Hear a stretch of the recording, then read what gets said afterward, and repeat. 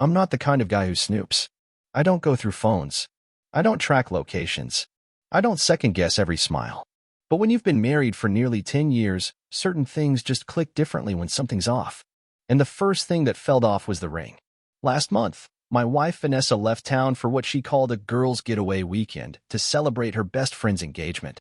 It wasn't the first time. Over the years, she and her college friends would do these weekend escapes, usually wine tastings, lake cabins, or beach trips. She'd always send photos, always FaceTime at least once, and most of all, she always wore her ring.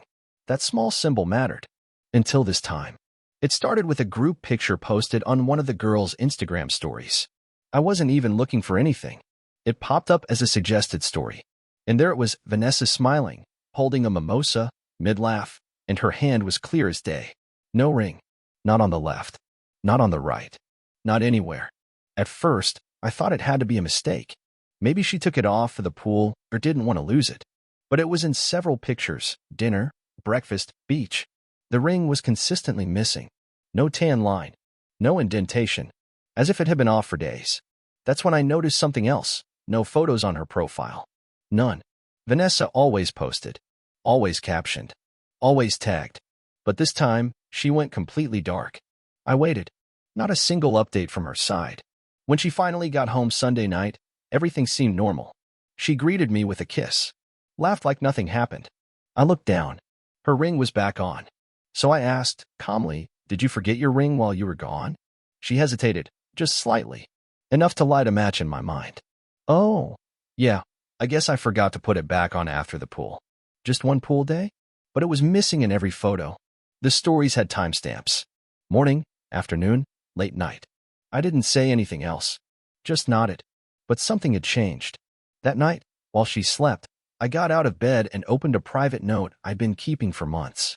I didn't expect to use it, not really, but I'd made a habit of documenting things. Innocent-seeming events, receipts, late returns home, moments when her phone was suddenly on Do Not Disturb. Nothing conclusive. But now, those moments weren't isolated anymore. They had context. And for the first time in our marriage, I made a choice without telling her. I wasn't going to confront her. I wasn't going to argue. Instead, I was going to prepare. I took the next few days to dig quietly. You'd be shocked what you can uncover with nothing but receipts, social media tags, and a friend who works in hotel billing. Turns out, Vanessa didn't stay where she claimed. The group booked a lake house Airbnb, but she never checked in. Her name, her card, wasn't on the guest list. Instead, a charge showed up from a boutique hotel 30 miles away, under her maiden name. That's when the adrenaline kicked in. I still said nothing, but I did something else. I took a day off work, told her I had a conference, packed a bag, and drove to a place I hadn't been since college, to meet someone from her past, someone I hadn't spoken to in nearly 12 years. Because if Vanessa thought taking her ring off was the start of her freedom, she had no idea what my silence meant. And she sure as hell wasn't ready for what I was about to do next. I didn't go there to fight. I didn't even go there to accuse. I went because I needed confirmation from someone who had no reason to lie to me. His name was Carter. He and Vanessa dated back in college, and for a while, it was serious, until she left him for someone else. That someone else was me. They hadn't spoken in years, or at least, that's what I believed. But one night a few years ago, I saw his name pop up on her phone. Not in a message. Just a search. She typed his full name into Facebook. When I asked about it, she brushed it off. Just curious where people end up, you know? We all get curious. I believed her. Or maybe I just wanted to. Now I was sitting across from him, in a quiet booth at a diner just off the interstate, and the look on his face said more than I expected. "Why are you here?" he asked, arms folded, suspicious. "I'm not here to make a scene," I said. "I'm here because I think my wife lied to me. I think she's hiding something. And I think you know what it is." He stared at me for a while before finally asking, "Is this about the weekend?" There it was. That cold, unmistakable confirmation. I hadn't mentioned a weekend. I hadn't mentioned anything. My stomach flipped, but I kept my voice steady. "You saw her." He hesitated. "I didn't know she was married. Not until afterward. She didn't tell me, didn't wear a ring, and when I found out, I told her to leave. I didn't want any part of that." He slid his phone across the table. I didn't want to look, but I had to. There were photos, nothing explicit, just cozy. Too cozy. Her head on his shoulder. her laughing in his hoodie, her lying about where she was while pretending she was celebrating an engagement. I sat there for what felt like hours, not saying a word.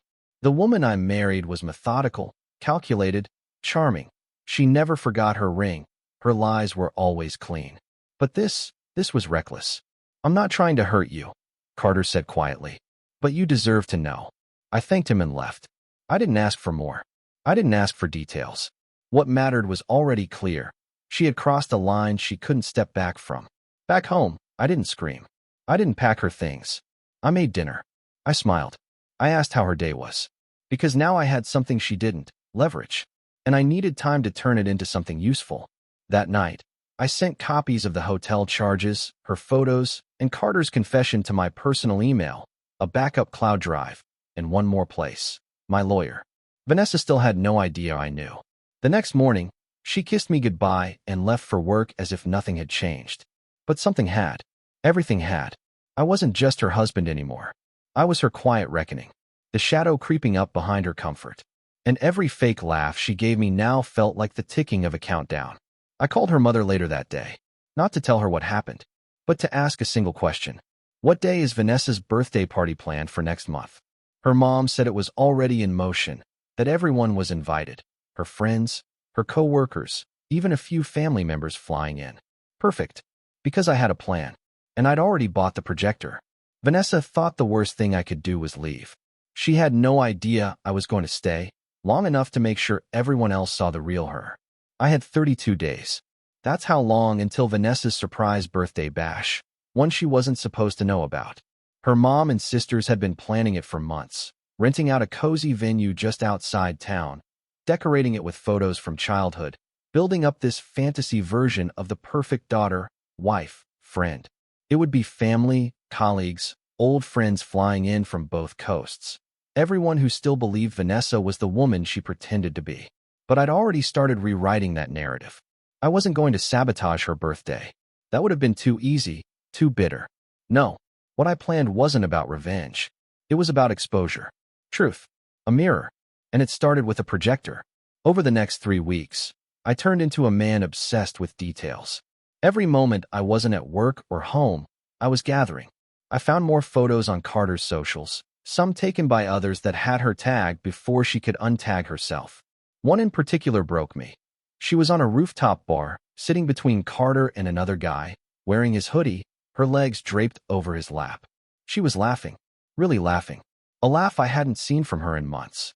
That same night, I checked our shared cloud drive, the one we used for bills, vacation photos, calendars. Hidden deep in an untitled folder, behind layers of nested subfolders, I found videos. She hadn't even bothered to encrypt them. Most were short clips, her talking to the camera, dancing in hotel mirrors, and in one, whispering to someone off-screen. He still thinks I'm at the lake house. I didn't sleep that night. I sent everything to a trusted videographer, an old friend of mine who worked in production and owed me a favor. I told him I needed a 4-minute montage, cleanly edited, no nudity, just truth. I told him I wanted the ending to say only one sentence. Now you know. I booked a separate venue. Same day, same time. One town over. I invited every single person from her guest list, under the pretense that it was a change of plans. I paid for everything. I made it look like it was still her mom hosting. I even made fake party signs that said Vanessa's night to shine. And then, 2 nights before her birthday, I let her think everything was normal. We sat on the couch watching some Netflix comedy she barely paid attention to, scrolled through our phones, and she made a comment that nearly made me laugh out loud. "You're so quiet lately. Everything okay?" I looked at her, right in the eye, and said, "Better than ever." She smiled. "Good. You deserve that." The irony was crushing. She genuinely believed she'd gotten away with it, that she was smarter than everyone, that the truth was hers to contain. That night, while she slept, I packed a small bag and left it in my car. Nothing dramatic, just the essentials. Passport, credit cards, a burner phone, because after the party, I wouldn't be coming home. The next day, I visited the venue, checked every seat, every screen, every connection. My friend had done a flawless job. I watched the video twice, alone in the empty room. I sat in the back row and let the silence fill the space where, soon, gasps and dropped jaws would echo. The footage ended on her words, "He still thinks I'm at the lake house." Then, "Now you know." Fade to black. When I stepped outside, the sun was setting. 30 hours left. Vanessa texted me later, "You excited for my birthday?" I replied, "Can't wait." And I meant it. Because the countdown was over. Tomorrow, everything would change. Forever. The morning of her birthday, I made her breakfast. Eggs, toast, strawberries, coffee. Just like always. She came down the stairs in her silk robe, all smiles, and kissed me on the cheek. I noticed she had put on her ring today. Funny, isn't it? The symbols we choose to wear when we think we're winning. She thought the surprise party was happening at her parents' house that evening. Her mom had sent a fake message to keep the lie consistent. Vanessa even offered to drive there early to help decorate. I told her I'd catch up after a work call. She had no clue I'd spent the last 30 nights choreographing her downfall, one careful step at a time. By 5:30 p.m., the real party was in full motion. Friends, co-workers, and family filled the banquet hall. The lights were dim, the drinks were flowing, and the happy birthday signs hung perfectly in place. They thought they were there to honor her. Some even stood near the walls holding little speeches. But I knew those words would never be read. The projector screen stood like a silent judge at the front of the room. I made sure no one noticed it until the moment was right. At 6:05 p.m., Vanessa walked through the door. She wore a deep green dress I'd never seen before, tight-fitting, expensive-looking. Her hair was perfect. Nails done. Confidence dripping off her. She thought all of this was for her. She greeted everyone with hugs, smiles, laughter. She didn't see me right away. I waited. Let her soak it in. Then she spotted me near the back. Waved. Winked. I nodded. At 6:15 p.m., I stepped to the front of the room, microphone in hand. The music quieted. Chairs turned. "Thank you all for being here tonight," I began. Vanessa's had a long year, and she deserves a celebration, no doubt. But I think before we bring out the cake, there's something she'd like to share with everyone. Her smile faltered. Just slightly. The first flicker of something wrong. She glanced around. Her friends were still smiling.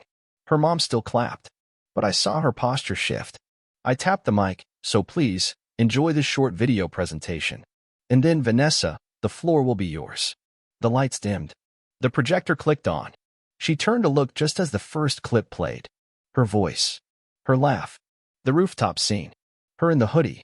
A time-stamped photo of her outside the boutique hotel. The whispered sentence in the mirror, "He still thinks I'm at the lake house." Gasps rippled through the crowd. I didn't look at her.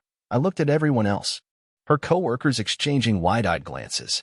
Her mother putting a hand over her mouth. One of her friends muttering, "Oh my God," under her breath. A guy near the door whispered something to his wife and took out his phone. And Vanessa froze. Motionless. Mouth parted, eyes wide, frozen like someone had ripped oxygen from the room. The final frame hit. Now you know. Lights on. I didn't say another word. I walked past her as she stood there trembling. She reached out and grabbed my wrist as I passed. "Please," she whispered. "Let me explain." I gently pulled free. "I gave you time to explain. You used it to lie." People were already standing. Some backing away from her like the room itself rejected her presence. Others rushed to me, asking questions I didn't answer. She ran out the back door. I followed, only far enough to watch her collapse into a sobbing mess against the brick wall of the venue. I didn't comfort her.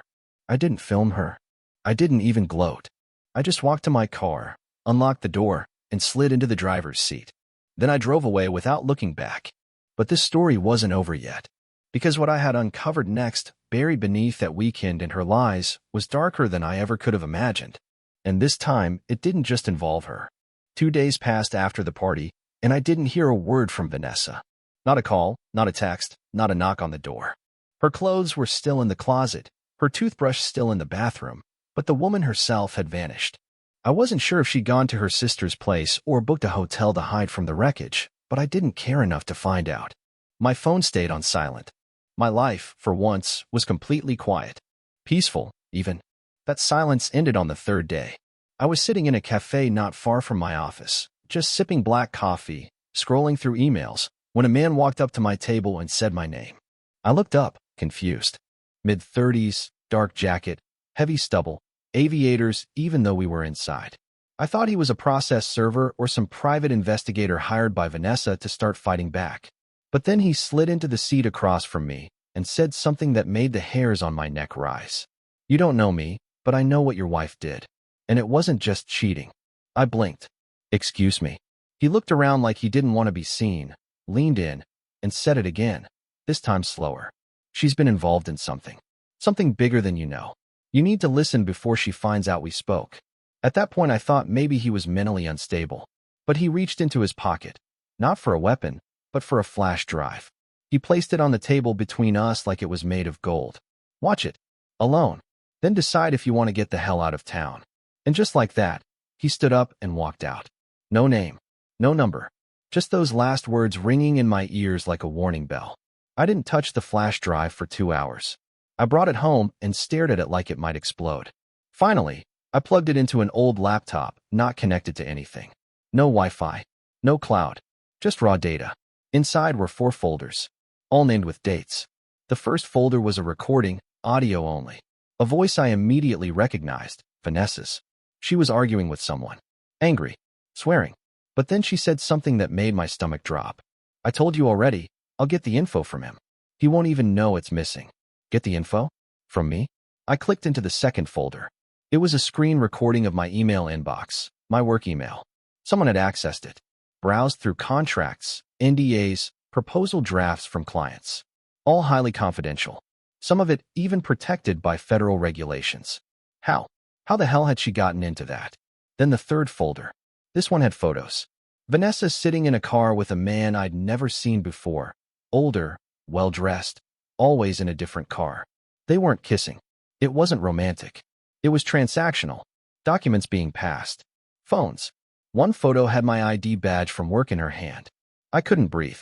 I went cold. She hadn't just betrayed me emotionally. She had used me. Spied on me. Maybe for money. Maybe for leverage. Maybe worse. The last folder had a single file. A video. Vanessa, speaking directly into the camera. "If this ever gets out, I'm ruined. He can't know. Not ever. And if he does, well, then it's his problem now too." It ended there. I stared at the screen for what felt like hours. This wasn't just infidelity. This was criminal. Corporate espionage. I worked for a defense contractor. Nothing top secret, but enough to land someone in federal court if data was leaked. And Vanessa had access to my home office, my files, my passwords. I shut the laptop, locked it in a drawer, and sat down on the floor. I hadn't just been cheated on. I'd been compromised. Used. And now I was sitting on a bomb that could destroy both of us. The worst part? I still didn't know who the man in the cafe really was, or why he chose me to warn. But I was going to find out. The next morning, I skipped work. I couldn't step foot into that building. Not when I had reason to believe I'd unknowingly exposed sensitive client material. The weight of it all sat heavy on my chest. This wasn't just about betrayal anymore. It was about survival. My job. My future. My freedom, maybe. I drove downtown to the last place I ever thought I'd visit willingly.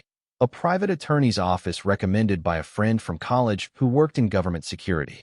I told the receptionist I wasn't making an appointment. I was waiting. I needed a lawyer who handled data protection, breach liability, and criminal defense. She raised an eyebrow but disappeared into the back, and 10 minutes later, I was sitting in front of a man named Ray Jennings. I didn't tell him everything. Just enough. My wife accessed my work emails without my consent. Possibly shared them. I've seen evidence she may have passed information to third parties. I work with a defense-adjacent contractor. There's a recording. A video. Someone anonymously gave it to me. Ray leaned forward, all business. "Did you authorize any access?" "No," I said firmly. "Was she ever employed by or affiliated with your company?" "Not even close." He nodded. "Then your next move is to document everything. Secure the video, get it time-stamped, and most importantly, don't confront her. Not yet. Let's get ahead of this before you become part of the fallout." That was the word I'd been afraid of, fallout. Because if she'd done what I suspected, and my name was anywhere in the mix, I could be buried in it. I followed his advice.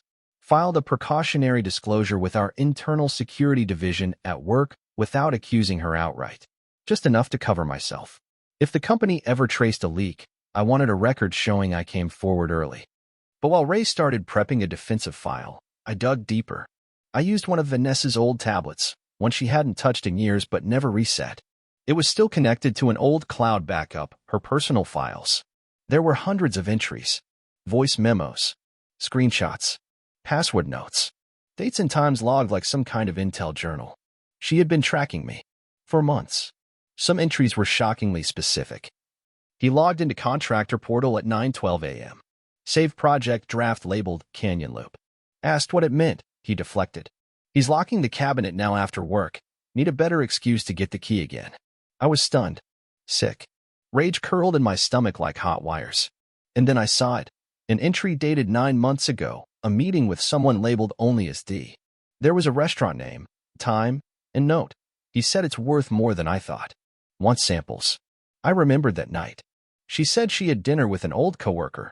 Came back late. Smelled like cigarette smoke. Said the bar had an outdoor patio.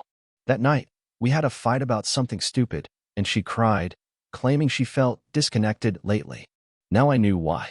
She wasn't feeling disconnected. She was making connections with whoever D was. Selling pieces of my work, my career, for reasons I still didn't understand. I copied everything. Archived it. I even sent a backup to his safe deposit box registered under a name I hadn't used since college. I needed insurance. Because I didn't know how deep this went. I didn't know who else was involved. But that changed when I finally called the number that had been scribbled in a note left inside the flash drive packaging. I hadn't noticed it at first. It was faint, pencil, maybe. I dialed it on a prepaid burner. A woman answered. You were told not to contact this number unless it was an emergency. I hesitated. I think I've uncovered more than you expected. Silence. Then, meet me tomorrow. 3 p.m. Don't bring a phone. Don't tell anyone. Click. No name. No location until the last second. But she texted it later from a disposable number. I felt like I was walking into something designed to destroy people. Something bigger than infidelity. Bigger than my marriage. Vanessa hadn't just betrayed me. She'd walked us both into the mouth of something criminal. But I was ready now. I just didn't realize how much more there still was to uncover. Because the next day, I would meet the woman who had been watching both of us, longer than I knew, and she would tell me something that would blow this entire story wide open. The next day, I arrived at the meeting spot exactly 3 minutes early. It was a small public library just outside the city, the kind of place people forget exists, a perfect location for a conversation no one was supposed to overhear. I left my phone in the glove compartment, just like she'd asked, and walked inside, scanning faces as I passed. She found me first. Don't look around. Just sit. Her voice came from a nearby table near the back, tucked behind a row of dusty encyclopedias. She looked like a school teacher or maybe a mid-level analyst, brown cardigan, glasses, a plain face that didn't draw attention. But her eyes didn't match. They were sharp, calculating, watching everything at once. I assume you're the husband, she said flatly, without offering a name or a handshake. I guess I am, I replied. And I assume you're the reason some guy handed me a flash drive in a cafe. She didn't smile. That was damage control. You weren't supposed to be in this. But your wife changed the game. I sat across from her. Changed how? She slid a manila envelope across the table. We've been monitoring a data leak from inside your company for 11 months. Low-level stuff at first. Test files. Old project specs. Then it escalated. Your access codes were used to download encrypted models. That's when red flags went up. We didn't know who it was until your wife entered the picture. I blinked. You've been watching her? She nodded. At first, she was a pawn. But somewhere along the way, she got greedy. Started cutting out the middlemen. Making her own deals. That's why Carter backed off. He was involved, but he didn't know what she was doing with the information. Once he found out, he turned. Carter. The man from the rooftop. The one she used to hide her getaway. He gave us her full history. Messages. Transfers. She was supposed to be flipped, made to testify in exchange for immunity. But she refused. Then she disappeared. I felt like I'd been dropped in the middle of a movie script. So what now? The woman folded her hands. Now we have a decision to make. You. Not us. Me. You've built a solid shield. You disclosed. You lawyered up. You backed up the evidence. Which means you can walk away clean if you give us everything you have. Every file, every copy, every backup. In exchange, we guarantee your protection and immunity from further investigation. And Vanessa? The woman hesitated. She won't be offered the same deal. Especially not after what she just pulled. I narrowed my eyes. What did she pull? She slid over a photo. My breath caught. Vanessa was standing at an airport terminal. not our city's airport. This was out of state, somewhere warmer. She was with a man I didn't recognize. Late 40s, European maybe. Expensive coat. Passport in hand. She was smiling. She has a fake identity, the woman said. Two, actually. We think she's planning to leave the country tonight. Suddenly, everything made sense. Why she hadn't contacted me. Why her clothes were still in the closet. Why she'd run out of that party like the floor had collapsed under her feet. She wasn't just hiding from shame, she was escaping justice. I need to stop her, I said without thinking. The woman raised a hand. Don't. If you approach her, we'll have to assume you're interfering with the investigation. And if you warn her, we'll assume you're complicit.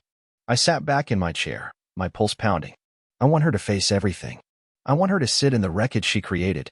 Then sign this, she said, pulling out a short statement of cooperation. And go home. We'll take it from here. I signed. It felt strange, like putting the final nail into something sacred, even though it had already rotted from the inside out. As I left the library, I realized something that hit harder than any betrayal. Vanessa had never planned to be my wife forever. She had planned to use me as long as I was useful. The ring, the house, the shared files. It was all camouflage for a long con that only now had come undone. But I wasn't finished yet, because there was one more move I had to make. And it wasn't for her. It was for me. I drove home that evening with my hands gripping the steering wheel tighter than usual. The world felt sharper, more real, like I'd been living under a layer of fog for years and someone had finally pulled it away. I wasn't angry. I wasn't even heartbroken anymore. I was just clear. For the first time in a long time, I felt like I was seeing the truth, not just about Vanessa, but about myself. My entire marriage had been about maintaining appearances. I was the dependable husband, the steady professional, the guy who never made waves. Vanessa knew that. She counted on it. That's how she got away with so much for so long. She mistook my loyalty for weakness, my patience for blindness, my love for permission. But she was wrong. The federal agents caught her at the gate. She never made it on that flight. I never got the full details, but I didn't need them. What mattered was that she didn't disappear. She didn't vanish into another country with a new name and a fresh lie. She had to stay and face what she did. And not just in a courtroom, either. Her parents called me 2 days later. They were devastated, confused. Her mom cried on the phone for 15 minutes before even asking me anything. I told them I had nothing left to say about it. I wasn't angry with them. They were victims, too, in a way. Just like me. Vanessa's betrayal had burned every bridge behind her. Friends dropped her. Co-workers distanced themselves. And the people who used to praise her charm? Now they whispered about how long she'd been playing the game. As for me, I didn't fall apart. I didn't spiral. I focused on rebuilding. I transferred jobs within the company, moved out of the city entirely. Got a quiet place in the mountains where the nights are silent and the mornings come slowly. I started hiking again. Got back into photography. I even adopted a rescue dog. Her name's Penny, and she has this way of sensing when I'm about to slip back into old memories and pulling me out of it. One afternoon, I was walking along the ridge when a woman asked if I could take a photo of her and her friends with the view behind them. I did. She smiled. We talked. Just for a while. She didn't ask about my past, and I didn't offer it. I've learned something since all this happened. Closure doesn't come in a courtroom. It doesn't come with revenge or dramatic showdowns.